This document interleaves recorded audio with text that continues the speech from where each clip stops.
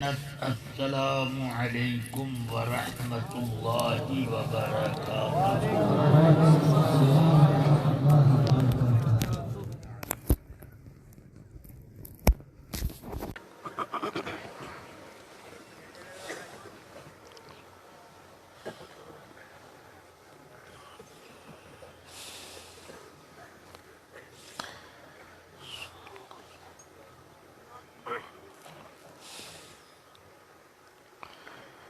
الحمد للہ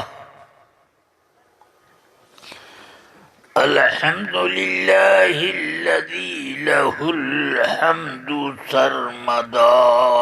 سبحان اللہ۔ والصلاة والسلام علی سیدنا محمد نور اللہ الانور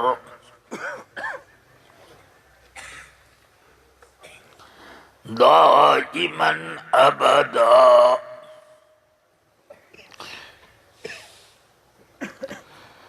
اللہم یا نور و یا نور النور صلی علی نورک الانور وعلى آله المصابيح الغرر وأصحابه السرد الزهر صلاة تنور بها وجوهنا وصدورنا وقلوبنا وقبورنا، اما بعد فاعوذ باللہ من الشیطان الرجیم۔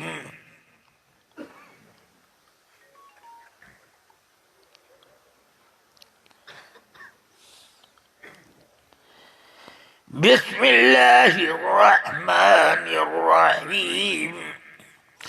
یا ایہا الذین آمنوا اتقوا اللہ وکونوا مع الصادقین۔ صدق اللہ العلی العظیم وصدق رسولہ النبی الکریم۔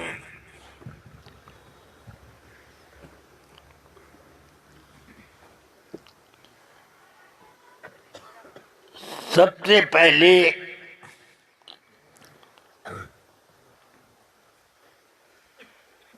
آپ تمام حضرات میرے ساتھ سید کائنات رحمت للعالمین باعث جمیع تخلیقات سیدنا محمد الرسول اللہ صلی اللہ علیہ وسلم کی بارگاہ بے کس پناہ میں نذرانہ درود و سلام پیش کرنے کی سعادت حاصل کریں۔ اللہم صلی علی سیدنا و مولانا محمد معدن الجود والکرم و آلہ و اصحابہ وبارک وسلم۔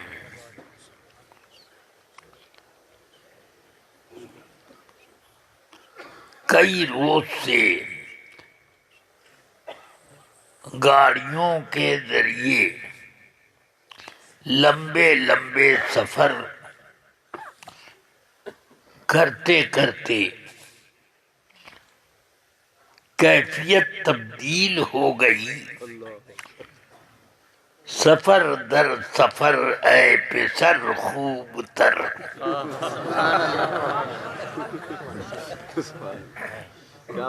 اب سفر کی آخری گھڑی میں مجھے یہ خبر ملی کہ جلسہ ملتوی ہو رہا ہے، تو میں نے سوچا کہ چلو اب شاید کچھ آرام ملے، مگر بعد میں معلوم ہوا کہ کچھ لوگ اپنے کو اہل سنت و جماعت کا علم بردار کہتے ہیں وہ لوگ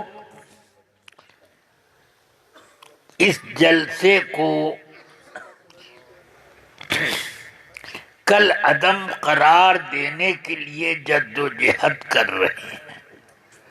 تو میں نے کہا چلو یار اب گھر کے بجائے ادھر ہی چلو.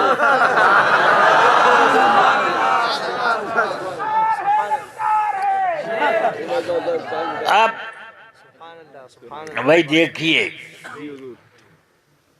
میں تقریر کم کرتا ہوں, درس و تدریس سے زیادہ تعلق رکھتا ہوں, اور میری درسگاہ میں کبھی نعرہ نہیں لگتا. لوگ مجھے درسگاہ سے زبردستی اٹھا کر جلسے گاہ میں لے آتے ہیں, تو میں بھی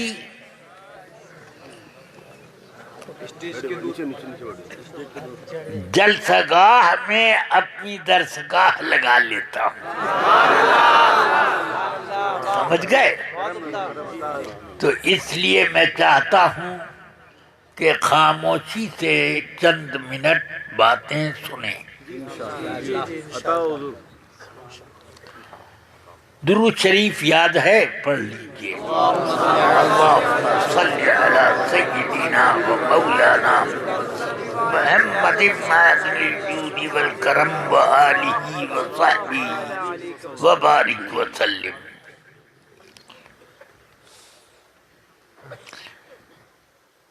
زمانہ ایسا آ گیا کہ اب ہم کیا کہیں. ہم اپنے اساتذہ کے لیے اپنی جان لے کر حاضر رہتے تھے. ان کی خدمت اور ان کی گرد راہ کی تعظیم کرنے میں کسر نہیں رکھتے, جس کا نتیجہ یہ ہے کہ اللہ نے ہم کو بھی کچھ عطا فرما دیا. اور اس پر وہ لوگ جنہوں نے اساتذہ اور بزرگوں کی تعظیم کو پسند نہیں کیا تو ان کو تکلیف ہوتی ہے, اور اسی لیے اب در پردہ انتقام لینے کی بات سوچی جاتی ہے. ابھی بات آپ نہیں سمجھے. آدم علیہ السلام نے ابلیس کا کیا بگاڑا تھا؟ یہی تو بات تھی کہ اللہ نے آدم علیہ السلام کو عظمت کا تاج دے دیا اور فرشتوں سے کہا سجدہ کرو. علم اتنا عطا کیا کہ قرآن میں فرمایا وَعَلَّمَ آدَمَ الْأَسْمَاءَ كُلَّهَا. اللہ تعالی نے آدم کو تمام نام سکھا دیے. الاسماء کلھا.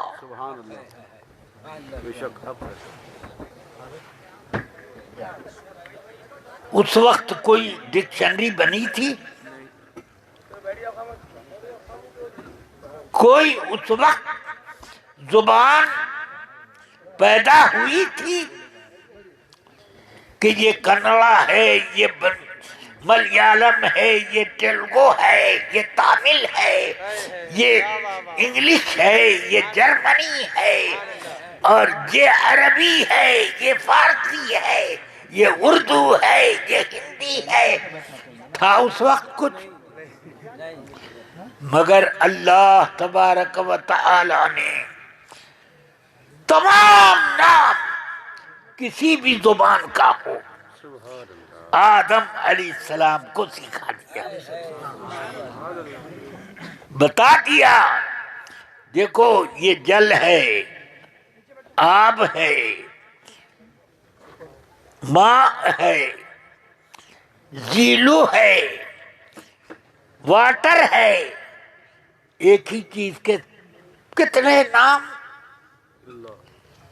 الاسماء کلہا، سارے نام سکھا دیے۔ اس لیے ہم کہتے ہیں یہ زبان کی پیداوار آدمیوں کا کام نہیں ہے، یہ زبانیں اللہ نے پیدا کی اور اس وقت پیدا کی جب آدم علیہ السلام آئی تو ان کو وہ سب پیدا کر کے سکھا بھی دیا۔ سمجھ گئے آپ؟ یہ ہے۔ تو اب ابلیس کو تو سمجھ میں آیا کہ علم میں تو یہ بہت بلند ہو گئے، اب کیا کیا جائے؟ اللہ نے فرشتوں سے یہ فرمایا کہ یہ دیکھو یہ چیزیں ہیں، ان کا نام بتاؤ۔ تو اس وقت آسمان بھی تھا، ستارے بھی تھے، چاند سورج بھی تھا، زمین پر دریا اور سمندر بھی تھے، خشکی بھی تھی۔ تو فرشتے ان سب چیزوں کا نام جانتے تھے۔ سمجھ میں آئی بات؟ تو اللہ نے وہ چیز پوچھی ہوگی کہ ان کا نام مجھے بتاؤ، جو چیز انہوں نے کبھی دیکھی نہیں۔ بندوق سامنے رکھ دی ہوگی، موبائل سامنے رکھ دیا ہوگا، سمجھ گئے؟ رائفل، بم، ایٹم بم، نیپام بم، یہ وہ سب اس طرح کی چیزیں رکھ دی ہوں گی، بتاؤ ان سب چیزوں کا نام۔ فرشتوں نے کہا ہم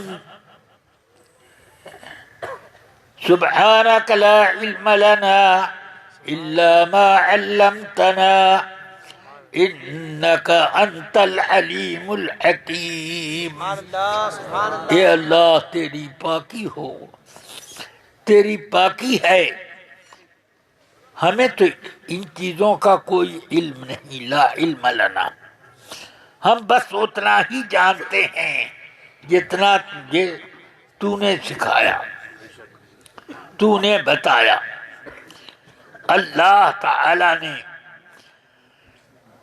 ارشاد فرمایا یا آدم انبئہم، اے آدم ان سب کو ان چیزوں کا نام سکھا دو۔ اب آدم علیہ السلام سارے فرشتوں کے استاد ہو گئے، ان سیکھنے والوں میں ابلیس بھی تھا، اس نے بھی سیکھا، مگر شاگرد ہونے کے بعد بھی تعظیم کرنے کو تیار نہ ہوا۔ فرشتوں نے تعظیم کی، وہ فرشتے ہو گئے، اور اس نے تعظیم نہ کی، شیطان ہو گیا۔ سمجھ گئے؟ تو کیوں ان کو کیوں استاد بنایا، مجھ کو کیوں نہیں استاد بنایا؟ ارے صاحب، مجھی سے پڑھ پڑھ کر کے لوگ میرے اوپر فقرہ کستے ہیں۔ کون مولوی ہے جو میرا شاگرد نہ ہو؟ یا میرے شاگرد کا شاگرد نہ، یا شاگرد کے شاگرد کا شاگرد نہ۔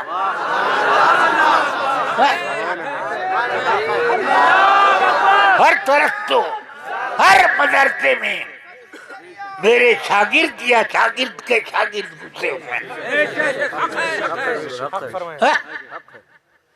تب مجھ سے چڑھنے کے بجائے تم کو کچھ خوشی ہونی چاہیے تھی، مگر کیا تو جو بھی کیا ٹھیک ہے، ٹھیک ہے، کوئی بات نہیں۔ اس سے نہ میرا نام مٹا نہ کام مٹا۔ ہاں، یہ بے شک میری خواہش ہرگز نہیں کہ میرا نام ہو جائے۔ الحمدللہ میں دین کے جو کام کرتا ہوں صرف اور صرف رضائے الہی اور رضائے رسول کے لیے کرتا ہوں، میں اپنے لیے نہیں کرتا۔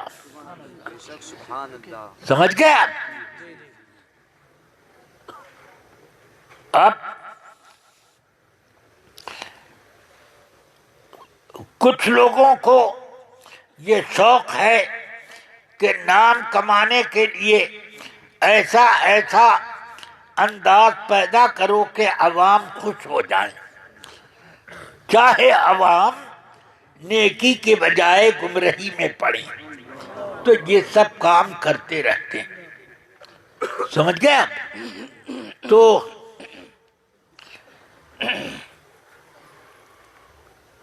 وہ کریں وہ کام،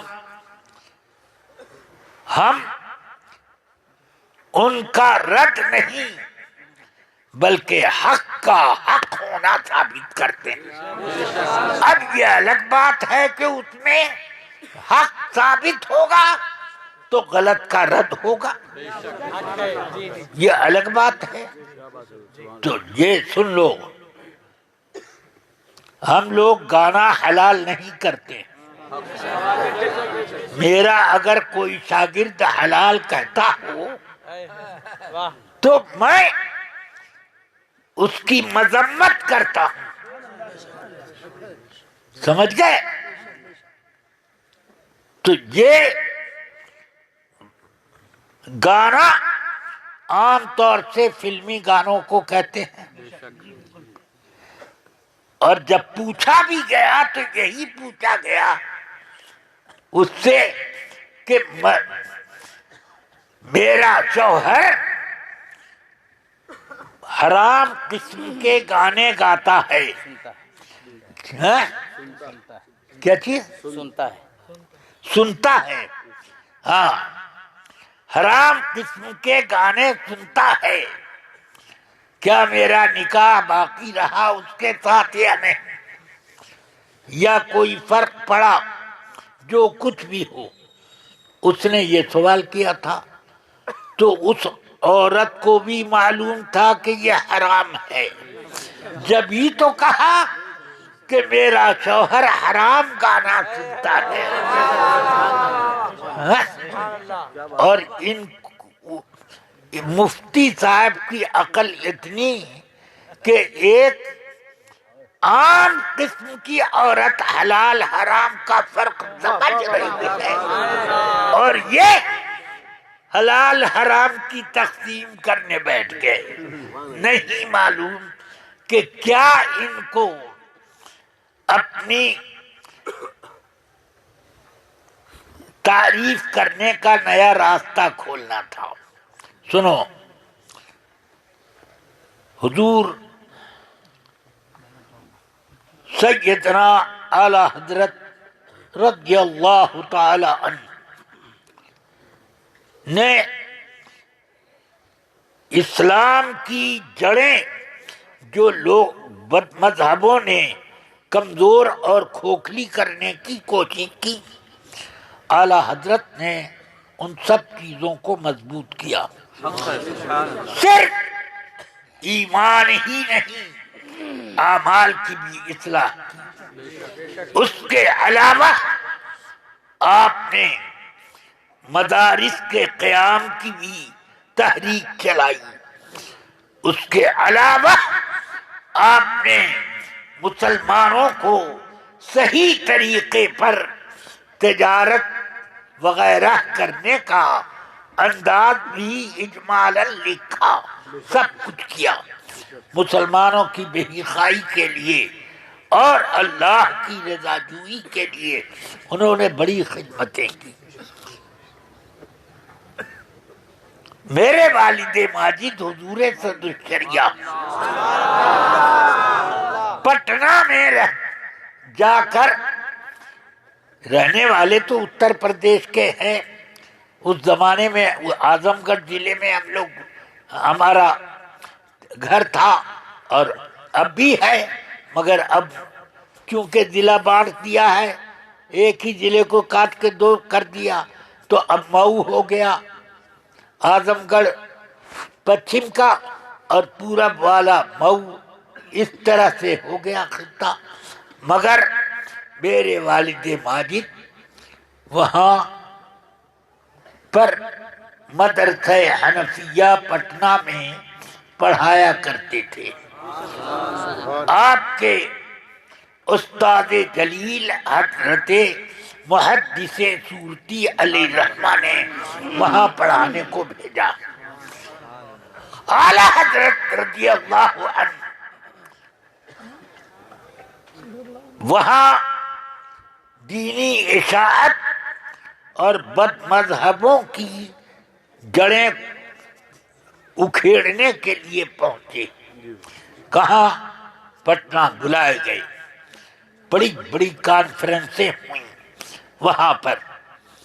حضرت مولانا عبد الوحید صاحب علیہ الرحمہ مدرسہ حنفیہ کے وہ محتمم تھے۔ انہوں نے میرے والد ماجد سے فرمایا کہ اعلیٰ حضرت کیسے ہیں؟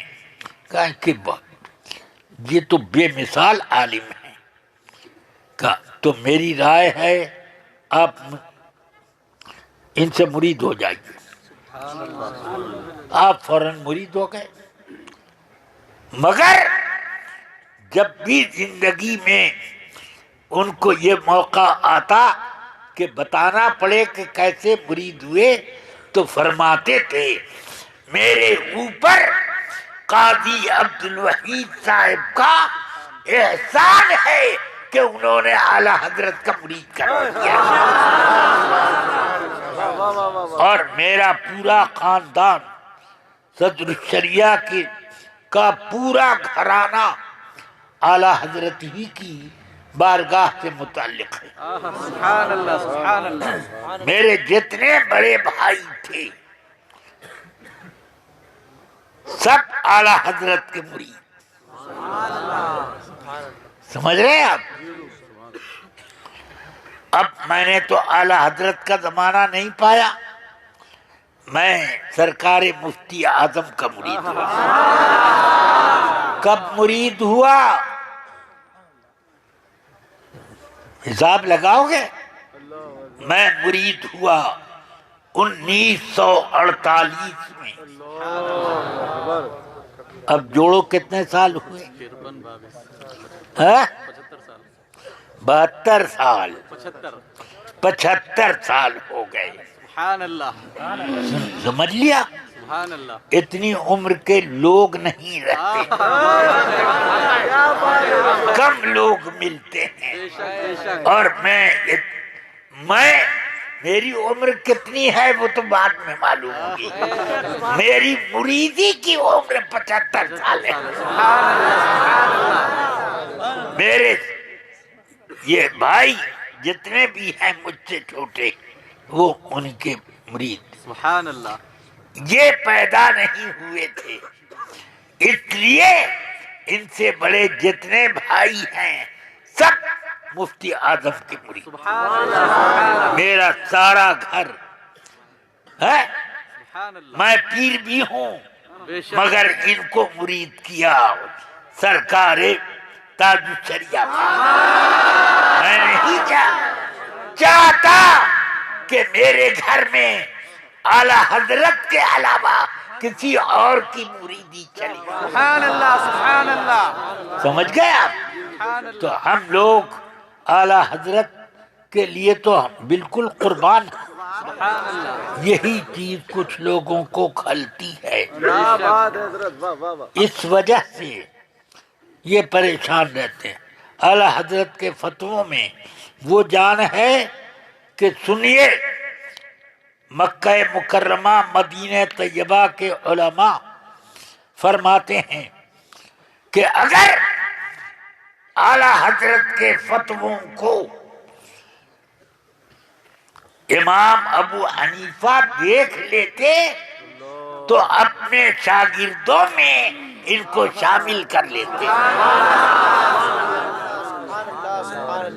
ان کے شاگردوں کی شان کیا ہے؟ سبحان اللہ. سبحان اللہ.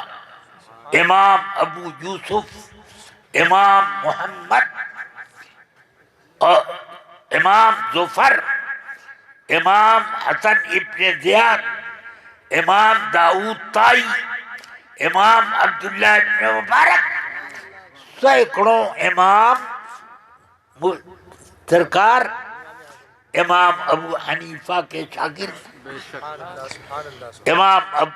امام شافعی کہتے ہیں جب تک میں نے ابو حنیفہ کے شاگرد امام محمد کی کتابیں نہ پڑھی جب تک مجھے فقہ نہیں آئی.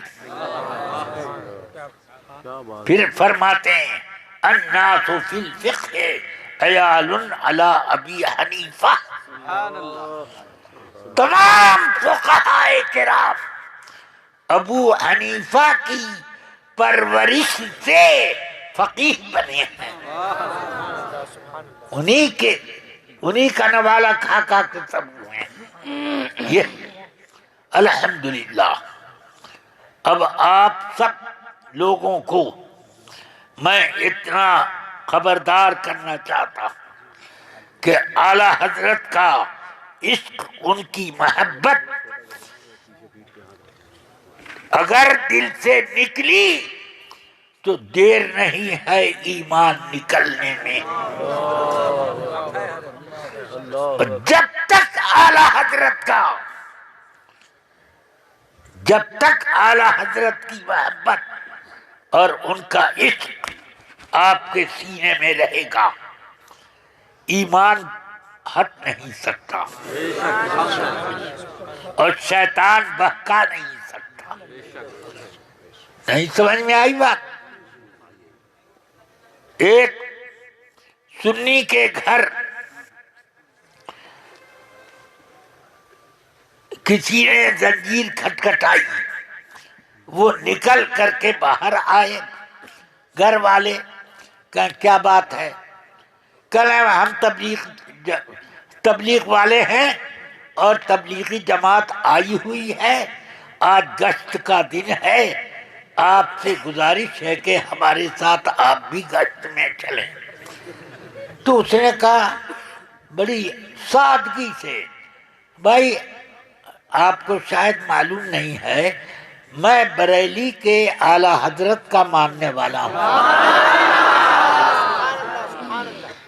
تو اس نے یہ نہیں کہا کہ آپ سے غلطی ہو گئی، وہ بدعتی ہیں، قبر پجوا ہیں، رضا خانی ہے، یہ سب نہیں کہا، بلکہ کان سر پٹ کان جھاڑ کے بھاگا. ایسا معلوم ہوتا ہے کہ شیطان کے اوپر لاحول پڑتی گئی. تو اعلی حضرت کا نام ایمان کی حفاظت کرتا ہے. سمجھ میں آئی بات؟ یہی بات کچھ لوگوں کو کھلتی ہے کہ کیوں اعلی حضرت کا نام بہت یہ لیتے ہیں. بہرحال مجھے اعلی حضرت کے ہاں سے کیا تنخواہ ملتی؟ ہاں، حضور تاج الشریعہ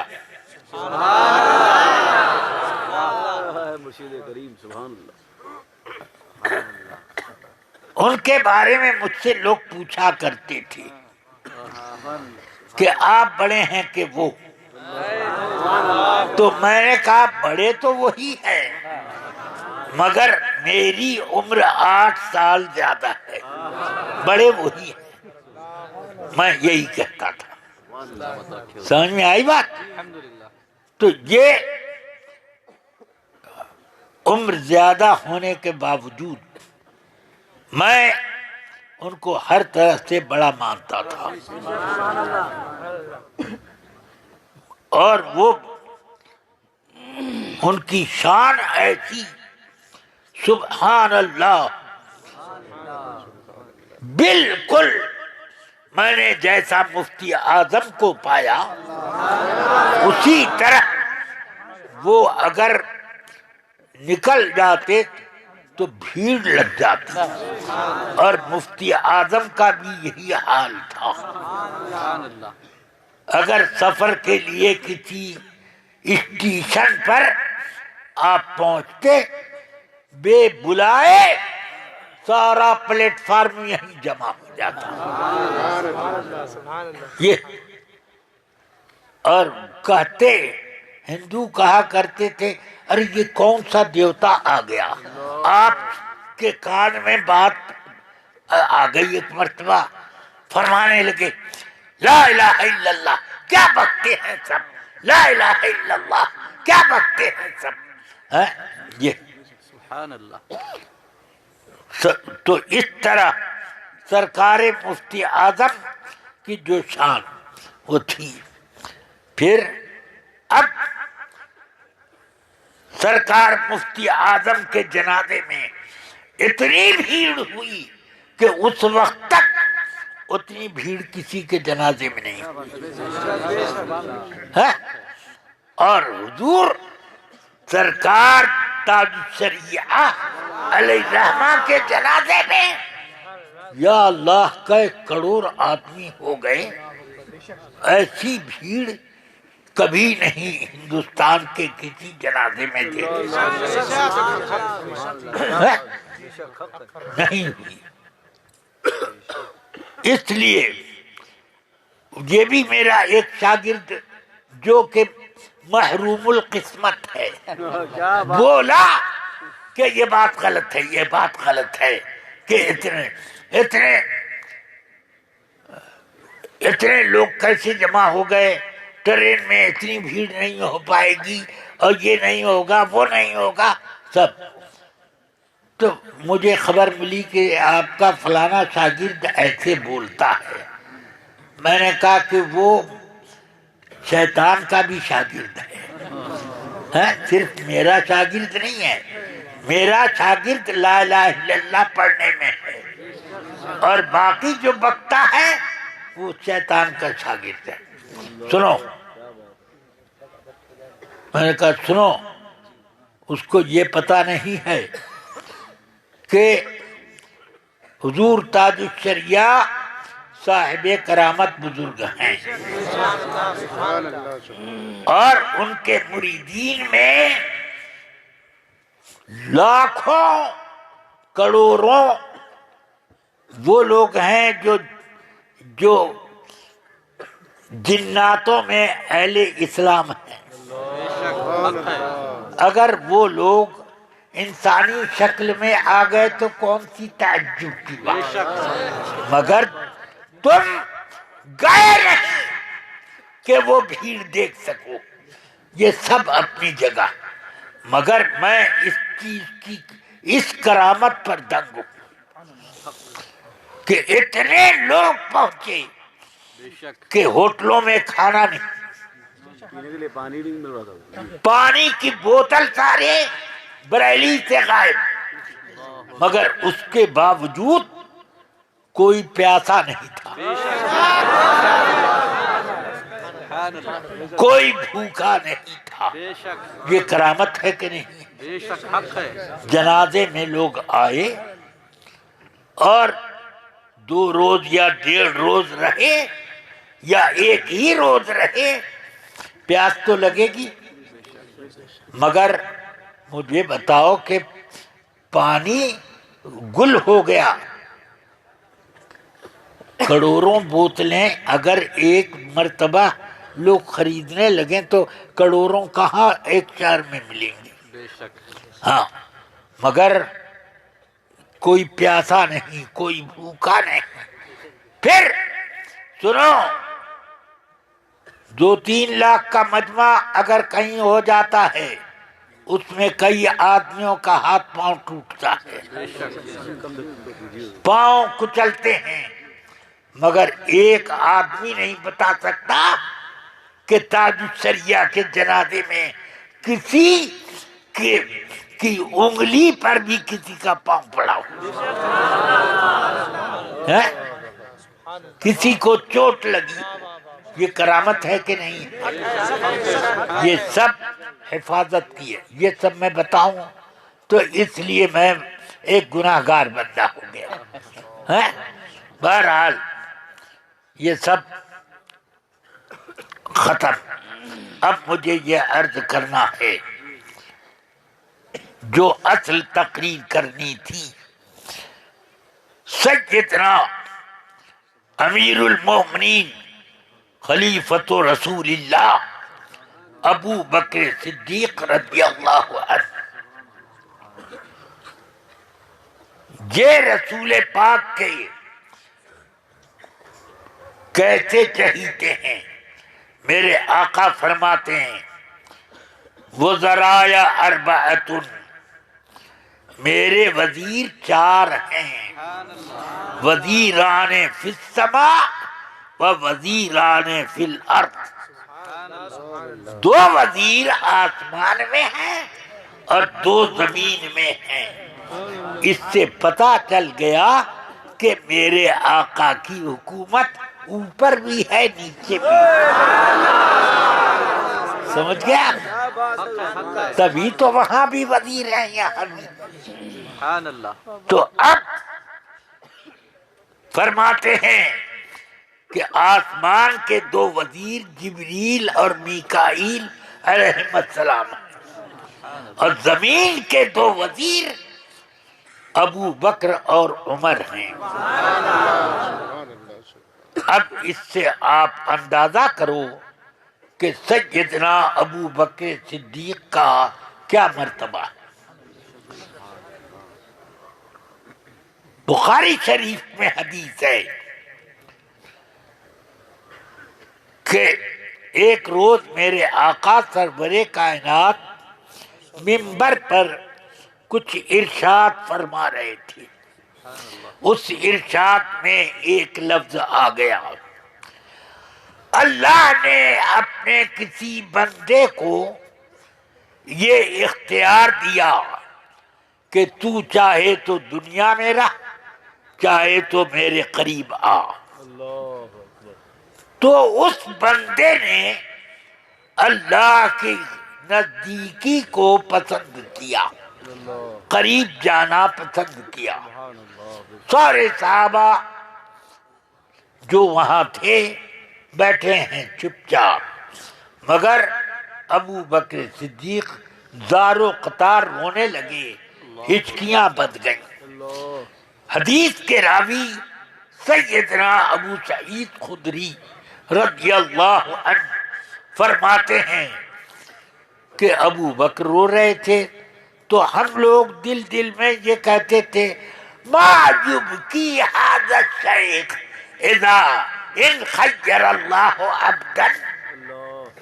اللہ نے اگر اپنے کسی بندے کو دنیا اور اپنی نزدیکی کے درمیان اختیار دے دیا کہ دونوں میں سے ایک اختیار کر لو، تو ان کو رونے کی کیا ضرورت ہے بڑے میاں کو؟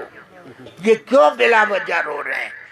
مگر ہمیں بعد میں معلوم ہوا کہ ابو بکر اعلمنا، ابو بکر ہم میں سب سے بڑے عالم ہیں کہ انہوں نے فوراً سمجھ لیا کہ جس بندے کو اختیار دیا وہ سرکار دو عالم صلی اللہ علیہ وسلم. سمجھ میں آئی بات؟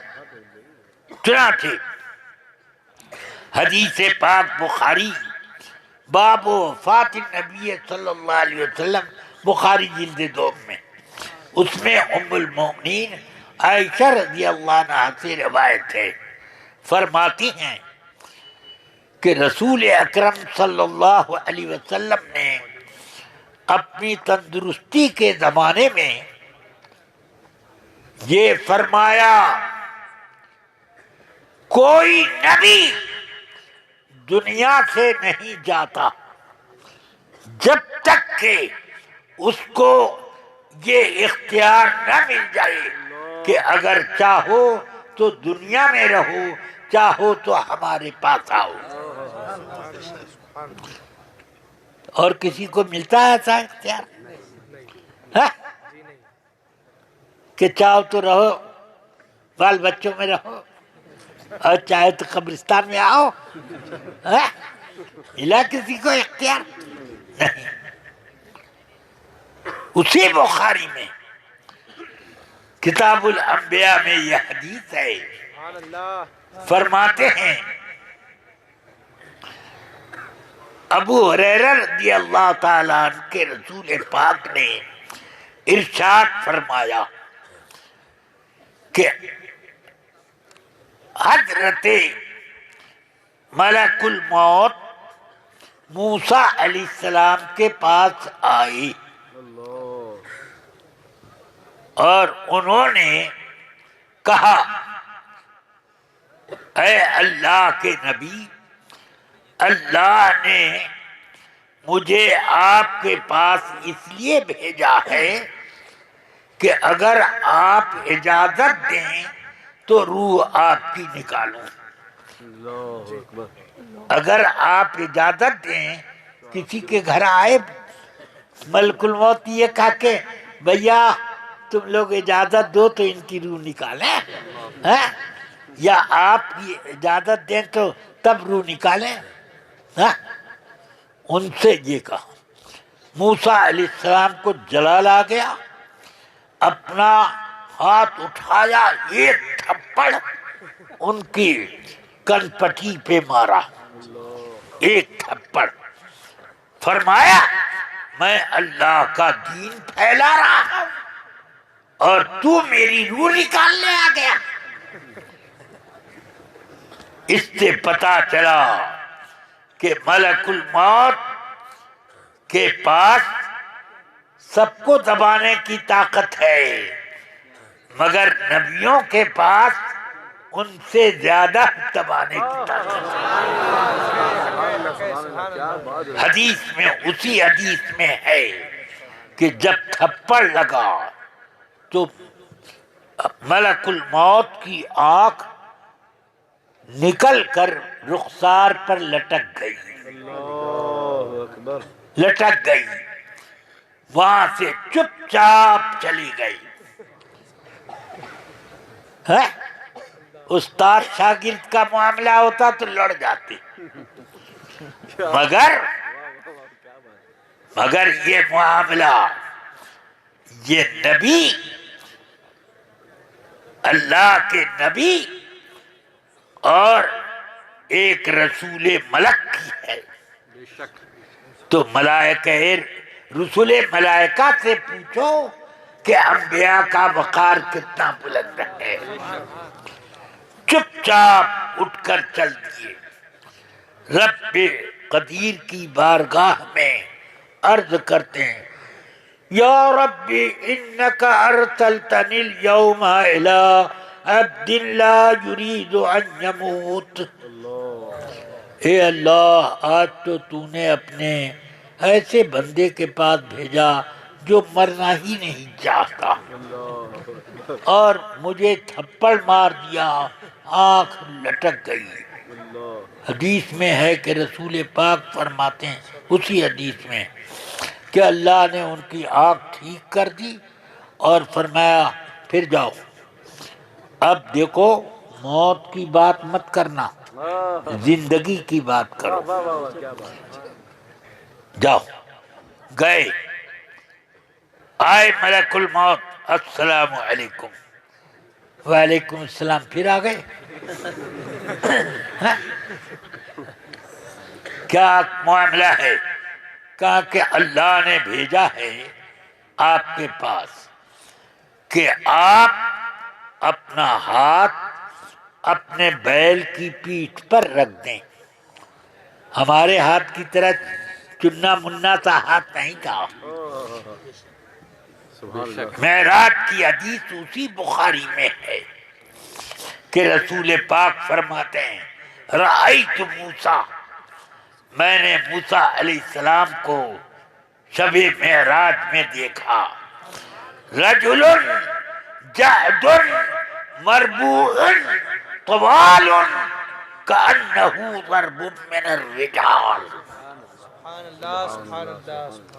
ایسے آدمی ہیں کہ گٹھیلے بدن والے، مربوع بڑے خوبصورت، طوال بڑے لمبے، اتنے لمبے کہ الگ قسم کے آدمی، کأنہ ضرب من الرجال. تو اب بہت لمبے تھے تو اسی طرح سے جسم کی ساری ساخت نہیں ہوگی. اگر نہ ہو تو مربوع یعنی خوبصورت کا کیا مطلب؟ خوبصورتی تو بدن میں اس وقت ہوگی کہ تمام اعضاء متناسب ہوں. چہرہ اگر بڑا ہو تو اسی حساب کی آنکھ اور اسی حساب کی ناک، اسی حساب کے ہونٹ، اسی حساب کے رخسار سب ہونا چاہیے، تناسب ہونا چاہیے. جب تک اعضاء میں تناسب نہ ہو خوبصورتی نہیں آ سکتی. سمجھ میں آئی کہ نہیں بات؟ ہاں، اور بڑے خوبصورت تھے وہ. تو اب ایسا تو نہیں کہ لمبے بہت اور ہاتھ چننا مننا تھا، اتنا بڑا تھا ہاتھ. ان کا ہاتھ بھی تو ایسے ہوگا. تو اللہ نے بھیجا ہے کہ اپنا ہاتھ آپ اپنے بیل کی پیٹھ پر رکھ دیں. جتنے بال آپ کے ہاتھ کے نیچے آئیں گے اتنے سال آپ کی عمر میں بڑھا دیں گے. ہم لوگوں کو تو ذرا سا ناخن کی نوک رکھنے کا موقع مل جائے بیل کی پیٹھ پر تو ہم اس کے لیے لاکھوں روپیہ خرچ کر دیں. کتنے لوگ لاکھوں روپیہ چند سیکنڈ کی زندگی کے لیے خرچ کر دیتے ہیں. جاؤ ہاسپٹل میں دیکھ کر کتنا خرچ ہو جاتا ہے. تو موسیٰ علیہ السلام نے ان کو کوئی جواب نہ دیا بلکہ اللہ سے عرض کی ثم بعد ذلك یا ربی، اے اللہ اتنے سال پورے ہونے کے بعد کیا ہوگا؟ اتنی لمبی عمر دی جا رہی ہے، جتنے بال ہاتھ کے نیچے اتنے سال آپ کی عمر میں بڑھا دیں گے. تو عرض کرتے ہیں اے اللہ اتنے سال گزرنے کے بعد کیا ہوگا؟ اللہ نے فرمایا موت آئے گی. اے اللہ مرنا ہی پڑے گا. اچھا جب مرنا ہی پڑے گا، محبوبوں کا انداز بھی عجیب. ہاں اے اللہ جب مرنا ہی ہے تو کیا تب مرنا کیا اب مرنا؟ یا ربی قربنی من بیت المقدس، اے اللہ مجھے بیت المقدس کے قریب پہنچا دیں، میں وہیں پر مرنا چاہتا ہوں. تو اللہ رسول پاک فرماتے ہیں ان کے لیے زمین سمیٹ دی گئی، چند قدم اٹھائے بیت المقدس پہنچ گئے. سمجھ گئے؟ پہنچ گئے. دیکھتے کیا ہے کہ ایک بڑی لمبی قبر تیار ہے اور فرشتے وہاں پر کھڑے ہوئے ہیں قبر کے ارد گرد۔ آپ پہنچے، فرشتوں سے پوچھتے ہیں لمن ھذا القبر، یہ قبر کس کی ہے؟ ان کا لمن احبہ، جو پسند کر لے اس کی۔ فرشتوں نے یہ جواب دیا۔ فرمایا تب ٹھہرو، میں قبر میں اترتا ہوں، لیٹ کے دیکھ لوں میرے سائز پر آتی ہے کہ نہیں۔ اللہ اکبر۔ تو لیٹ گئے، بالکل سائز پر فٹ آئی۔ انہوں نے کہا یہ تو بہت ٹھیک ہے میرے سائز کی، بلاؤ ملک الموت کو میری روح نکالیں۔ اللہ اکبر، سبحان اللہ۔ جیتے ہیں اپنی مرضی سے اور موت آتی ہے وہ بھی اپنی مرضی سے۔ سمجھ گئے آپ؟ یہ انبیاء کی شان ہے۔ تو خیر الانبیاء سید الانبیاء کی کیا شان ہے؟ سبحان اللہ، سبحان اللہ۔ تو وہ ان کے لیے یہ بتایا کہ اختیار دیا اللہ نے کہ تم چاہو تو دنیا میں رہو، چاہے میرے پاس آؤ۔ تو یہ کوئی نہ سمجھا کہ وہ کون بندہ ہے۔ ابو بکر نے سمجھ لیا کہ یہ رسول پاک ہیں، تو فرمایا، ابو بکر رونے لگے۔ ہم لوگ کہنے لگے کیوں یہ رو رہے ہیں؟ رسول پاک منبر سے اتر کر آئے، ان کو چپ کیا، پھر منبر پر گئے، چپ ہو گئے تو فرمایا ما نفعنی احد ما نفع فی نفسہ و مالہ ما نفعنی ابو بکر فی نفسہ و مالہ۔ کسی شخص نے اپنی جان اور اپنے مال سے مجھ کو اتنا فائدہ نہیں پہنچایا جتنا ابو بکر نے اپنی جان اور اپنے مال سے مجھ کو فائدہ پہنچایا۔ سمجھ میں آئی بات؟ جان سے وہ فائدہ، ہجرت کے موقع پر جان قربان کر دی کہ نہیں؟ سانپ نے غار ثور میں کاٹ لیا، وہ بھی اتنا پرانا سانپ۔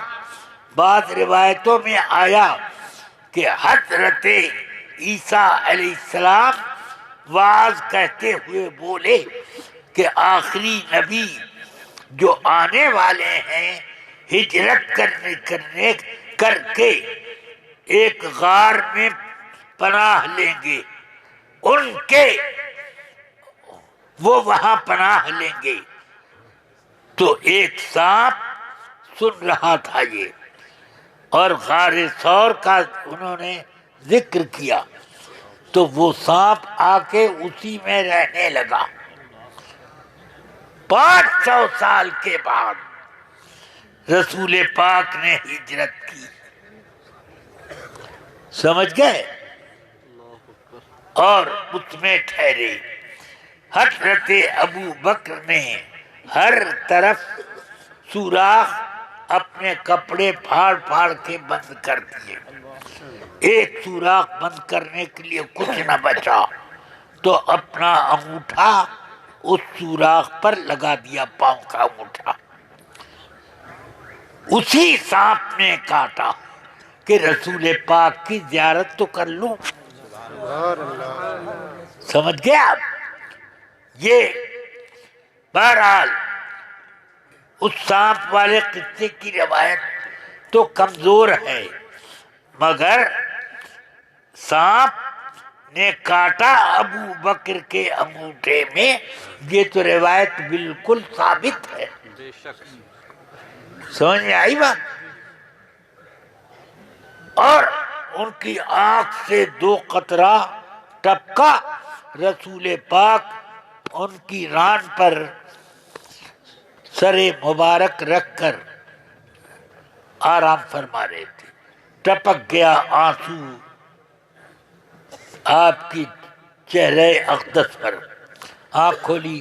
ابو بکر کیوں رو رہے ہو؟ کہا حضور کسی زہریلے سانپ نے میرے انگوٹھے میں کاٹ لیا ہے تو آپ نے لعاب دہن لگا دیا. زہر اس وقت سب مندمل ہو گیا، مگر ہر سال وہ زہر ابھرتا تھا، تکلیف دیتا، اور اخیر میں فرمایا ابو بکر نے کہ وہ زہر اب اس قدر میرے اوپر اثر انداز ہو گیا ہے کہ اب میں دنیا سے رخصت ہو جاؤں گا. اللہ اکبر. تو یہ حضرت ابو بکر کو تو پتہ چل گیا، تو جان کی قربانی. حدیث میں آیا، حضرت ام المومنین عائشہ فرماتی ہیں کہ ایک رات آسمان بالکل صاف اور چاروں طرف تارے جگمگا رہے تھے. میں نے دیکھا تو رسول پاک سے عرض کی، یا رسول اللہ یہ آسمان میں جتنے تارے ہیں کیا اتنی بڑی نیکی آپ کی امت میں کسی اور کی ہے؟ اللہ اکبر. کہاں ہے؟ اتنی زیادہ نیکیاں ہاں ہے. تو میرے دل میں خیال آیا کہ میرے والد ماجد کا نام لیں گے کہ ابو بکر، مگر میں نے پوچھا کون ہے وہ؟ کہا وہ عمر ہیں. تو مجھے تکلیف ہوئی. میں نے عرض کی حضور اور میرے والد ابو بکر کی نیکیاں کتنی؟ کہ غار ثور کی ایک رات کی اس کی نیکی عمر کی ساری نیکیوں سے بڑی ہے. سمجھ میں آئی بات؟ تو یہ وہ ہے. اور مال والا تو بہت مرتبہ آپ نے سنا کہ صحابہ میں اعلان کیا میرے آقا نے کہ اللہ کی راہ میں خرچ کرنے کا موقع آ گیا ہے، سب لوگ مال جمع کرو اپنی اپنی بساط کے اعتبار سے. حضرت عمر کے دل میں خیال آیا کہ ہر نیکی میں ابو بکر آگے ہو جاتے ہیں. آج مال کا معاملہ ہے، آج کل میرے پاس مال زیادہ ہے، میں ابو بکر سے زیادہ لے آؤں گا. سب لوگ جتنے صحابہ تھے لے کے آئے. حضرت عثمان غنی، ابو مسعود انصاری، زبیر ابن عوام، عبد الرحمن ابن عوف، یہ بڑے بڑے مالدار لوگ تھے اور غریب لوگ بھی تھے. سب لے کر آئے، مگر رسول پاک نے کسی سے نہ پوچھا کتنا لائے کتنا چھوڑا. ہاں؟ حضرت عمر سے پوچھ لیا تم کتنا لائے اور کتنا گھر چھوڑا؟ یا رسول اللہ جتنا گھر میں مال تھا 2 حصے کیے، برابر برابر، اور ایک حصہ یہاں ہے ایک حصہ گھر ہے. فرمایا ابو بکر تم؟ کہ یا رسول اللہ گھر میں جو کچھ تھا وہ سب لا کر حاضر کیا، کمل جو اوڑھے ہوئے تھا وہ بھی حاضر کر دیا، ایک پھٹا کمبل گھر میں تھا وہ میں نے اس کی جگہ اوڑھ لیا ہے، اور کانٹے سے ٹانک کر میں نے اس سے اپنا پردہ بنا لیا. پروانے کو چراغ ہے بلبل کو پھول بس، صدیق کے لیے ہے اللہ کا رسول بس. سمجھ گئے آپ؟ تو یہ کیا قربانی. اس سے یہ پتہ چلا کہ رسول پاک صلی اللہ علیہ وسلم لوگوں کے دلوں کا حال جانتے تھے، اسی لیے صرف عمر اور ابو بکر سے پوچھا۔ حدیث میں آیا ہے کہ اس کے کچھ دیر کے بعد حضرت جبریل ویسے ہی پھٹا کمبل کانٹا لگائے ہوئے حضور کی خدمت میں حاضر ہوئے۔ تو رسول پاک نے فرمایا، اے جبرائیل، یہ کیا لباس پہن کے آئے ہو؟ تو انہوں نے عرض کی، یا رسول اللہ، آج آپ کے ابو بکر نے سارا مال راہ خدا میں لا کے پیش کر دیا، پردہ چھپانے کا کچھ نہ تھا، پھٹا کمبل جو تھا اسی کو کانٹوں سے ذرا ادھر ادھر ملا کر پھر کانٹوں سے لگا کر وہ اس سے کام لیا۔ تو اللہ نے فرمایا، اے فرشتوں، آج تم سب ابو بکر کی سنت والا کام کرو اور ویسا ہی لباس پہنو۔ تو آج صرف میں نے نہیں، سارے آسمان اور زمین کے فرشتوں نے یہی لباس پہن رکھا۔ کتنا قرب ہے حضرت ابو بکر کو اللہ رسول کے دربار میں، سمجھ گئے آپ؟ ہاں، اب چلیے، کچھ لوگوں کو نہ معلوم کیا نحوست سوار ہو گئی کہ صحابہ کرام میں عیب نکالتے ہیں، حالانکہ میرے آقا فرماتے ہیں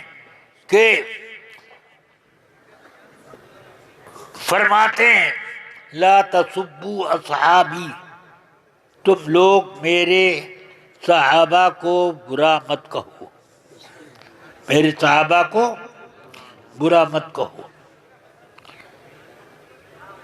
کیوں؟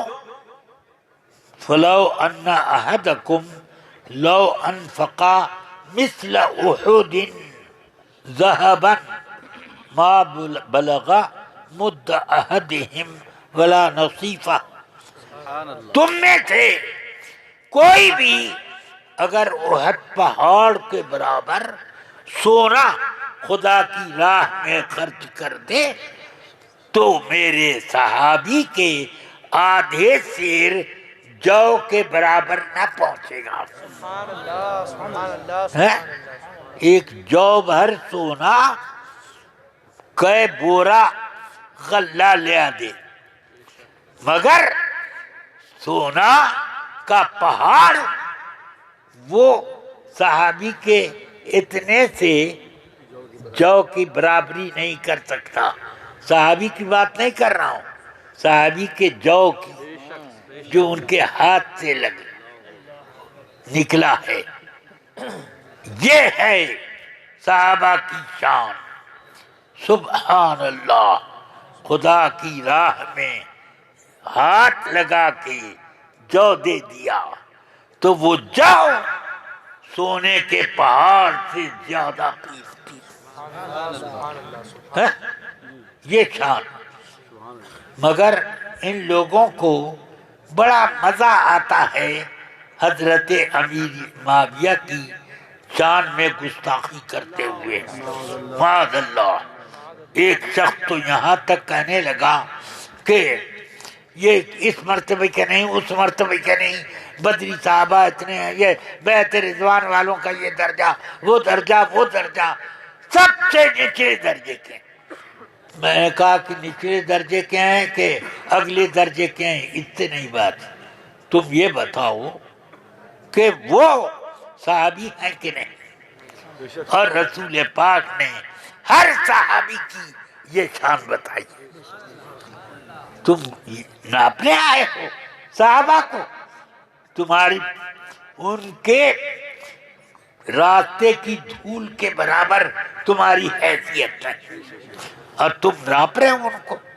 اس لیے رفیقان ملت، ایسے لوگوں کے چکر میں نہ پڑیں، چاہے وہ اپنے کو سید کہیں کہ سر سید کہیں، سمجھ گئے آپ؟ ہاں، چکر میں مت پڑنا۔ میں نے ایسے سید کے بارے میں کہا کہ اگر وہ صحیح النسب ہے تو مرنے سے پہلے توبہ کرنا ہی پڑے گی، سمجھ گئے؟ ہاں، اور نہیں تو پھر اللہ حافظ۔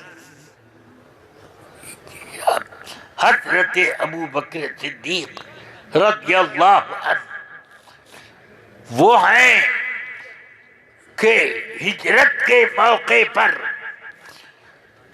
جو بھی رسول پاک کے ساتھ ہوتا اس کو جان کی قربانی بالکل ہتھیلی پر رکھنی تھی کہ نہیں؟ ہاں؟ سارے مکے والے چاروں طرف یہ لگائے دوڑا رہے ہیں اپنے جاسوس، مگر اس وقت رسول پاک کے لیے جان ہتھیلی پر رکھ کر حضرت ابو بکر چلے، اور اپنی فرمائش بہت پہلے سے کی۔ بخاری شریف میں حدیث ہے کہ ایک مرتبہ حضرت ابو بکر نے رسول پاک سے عرض کی، یا رسول اللہ، بہت تکلیف پہنچا رہے ہیں یہ قریش مکہ، آپ اجازت دیں تو میں سفر کروں، ہجرت کر لوں۔ فرمایا ٹھہرو، ابھی مت جاؤ۔ تو انہوں نے عرض کی، اتطمع ان یؤذن لک، کیا آپ کو امید ہے کہ آپ کو ہجرت کی اجازت ملے گی؟ فرمایا ارجو، اطمع، مجھے بہت امید ہے۔ سبحان اللہ۔ تو عرض کرتے ہیں الصحبہ، میں رک جاؤں گا، ساتھ لے چلیے گا۔ سبحان اللہ۔ ہاں، پہلے سے وہ یہ طے۔ چلیے، قرآن مجید نے فرمایا ثانی اثنین اذ ہما فی الغار اذ یقول لصاحبہ لا تحزن ان اللہ معنا۔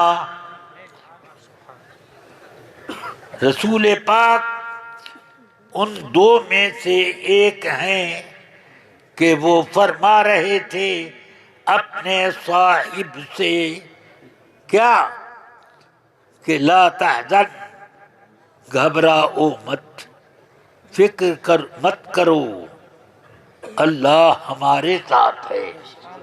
کیا مطلب؟ کہ رسول پاک کے بارے میں تو ثانی اثنین، دو میں سے دوسرے، ایک کون؟